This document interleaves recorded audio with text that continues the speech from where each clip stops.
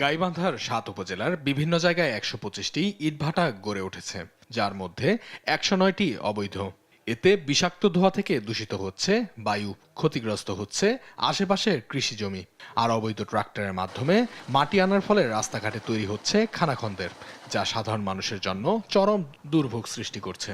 কাজ করি ২৫-৫০, কোনোদিনও ১০০-২০০ পাই। দিন ৪০০-৫০০ টাকার মতো পাই। প্রস্তুত ভাটা স্থাপন নিয়ন্ত্রণ আইন ২০১৩ উপেক্ষা করে ইট ভাটা মালিকেরা কৃষি ও পরিবেশের ক্ষতি করে আইন লঙ্ঘনের প্রতিযোগিতায় নেমেছে। এসব অবৈধ ভাটা বন্ধে ব্যবস্থা না নেওয়া হলে কঠোর আন্দোলন শুরু করা হবে বলে জানান পরিবেশের এই কর্মী। আমরা চাই যে এই ভাটাগুলো অবিলম্বে বন্ধ করে এগুলো গুঁড়িয়ে দেওয়া হোক এবং আমাদের পরিবেশে আগামী প্রজন্মের জন্য সুন্দর পরিবেশ সৃষ্টি করা হোক। অতি দ্রুত এসব ভাটা গুঁড়িয়ে দেওয়া হবে বলে জানিয়েছেন পরিবেশ অধিদপ্তর। অবৈধ ইট ভাটার বিরুদ্ধে অভিযান শুরু করেছি এবং জেলা প্রশাসনের বিজ্ঞ নির্বাহী ম্যাজিস্ট্রেটদের নেতৃত্বে আমরা 2টি অভিযান পরিচালনা করে 5টি ইট ভাটাকে 16 লক্ষ টাকা জরিমানা আদায় করেছি।